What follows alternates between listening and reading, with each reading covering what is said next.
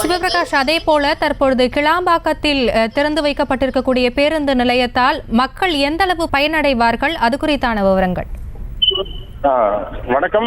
இந்த பேருந்து முனையத்தை பொறுத்தவரையிலும் இது பேருந்து நிலையம் அல்ல, பேருந்து முனையம். அதாவது பலதரப்பட்ட வசதிகளும் பலவிதமான பேருந்துகளும் இந்த இடத்தில் வந்து இங்கிருந்தும் அதன் மூலம் மக்கள் பயன்பெற வேண்டும் என்ற ஒரு தொலைநோக்கு பார்வையுடன் தான் இந்த பேருந்து முனையமானது கட்டப்பட்டிருக்கின்றது.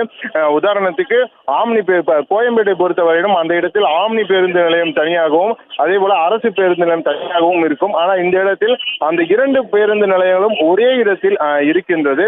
அது மட்டுமல்லாமல் இப்போது ஒரு பேருந்து நிலையம் என்றாலே இப்ப கோயம்பேட்டை பொறுத்தவரையிலும் அந்த பேருந்து நிலையத்தை கட்டி பல வருடங்கள் ஆவதால் அதில் மக்களுக்கு இன்றைய கால மக்களுக்கு தேவையான வசதிகள் என்பது குறைவாக இருந்தது, இல்லாமல் இருக்கவில்லை. ஆனால் குறைவாக இருந்த ஒரு சூழலை நிலவியது.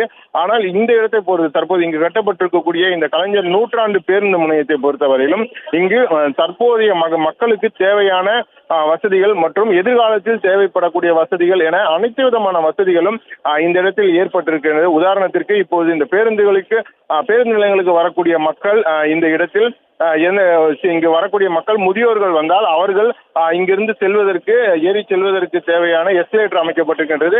அது மட்டுமல்லாமல் மின் வாகனங்கள், அதாவது இங்கு வரக்கூடிய முதியோர்கள் அவர்களால் நடக்க முடியாத ஒரு சூழ்நிலையில் நாம் விமான நிலையங்கள் பார்ப்பது போல அந்த மின் வாகனங்களும் இந்த இடத்தில் வைக்கப்பட்டிருக்கின்றன. அந்த மின் வாகனங்கள் மூலமாக அவர்கள் எந்த நடைமேடைக்கு செல்ல வேண்டுமோ அந்த நடைமேடைக்கு இங்கிருந்து அவர்கள் செல்வதற்கு ஏற்ப தேவையான ஏற்பாடுகளும் செய்யப்பட்டிருக்கின்றது.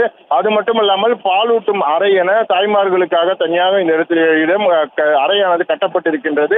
அதே போல ஆண்கள், பெண்கள் மற்றும் திருநங்கைகளுக்கென தனியாக கழிப்பறைகள் கட்டப்பட்டிருக்கின்றன. அத்துடன் இங்கிருந்து வரக்கூடிய தூரத்திலிருந்து வரக்கூடிய மக்கள் ஓய்வெடுத்து விட்டு செல்வதற்காகவும் அதே போல வெகு நேரமாக பேருந்துகளை இயக்கக்கூடிய பேருந்து ஓட்டுநர்கள் மற்றும் நடத்துனர்கள் இந்த இடத்தில் ஓய்வெடுப்பதற்கு தனியாக படுக்கை வசதியுடன் கூடிய அந்த காத்திருப்பு அறையிலும் இந்த இடத்தில் கட்டப்பட்டிருக்கின்றன. அதே போல சென்னையிலிருந்து வந்து இந்த இடத்தில் வாகனங்களை விட்டுவிட்டு அதன் பிறகு இங்கிருந்து ஊருக்கு செல்லக்கூடிய மக்களுக்கு ஏற்ப இரண்டு தரைதளத்தில் 2 அடுக்குகளும் கூடிய வாகன நிறுத்துமிடமும் ஏற்பாடு செய்யப்பட்டிருக்கின்றது. இந்த வகையில் இந்த பேருந்து முனையத்தில் செய்யப்பட்டிருக்கக்கூடிய இந்த சிறப்பு ஏற்பாடுகள் அனைத்தும் கோயம்பேடு பேருந்து நிலையத்தில் இல்லாத ஒரு நிலையிலும் தொடக்கத்தில் இந்த பேருந்து நிலையம் இந்த இடத்தில் கிளாம்பாக்கத்தில் தேவையா என்றும் கேட்கப்பட்டது. ஆனால் தற்போது இங்கிருக்கக்கூடிய இந்த வசதிகளை பார்க்கும்போது கோயம்பேடு பேருந்து நிலையத்தை விட கிட்டத்தட்ட 100 வருடங்களுக்கு அப்பால் என்னென்ன வசதிகள் எல்லாம் தேவையோ அந்த அளவுக்கு இந்த இடத்தில் வசதிகள் செய்யப்பட்டிருக்கின்றன.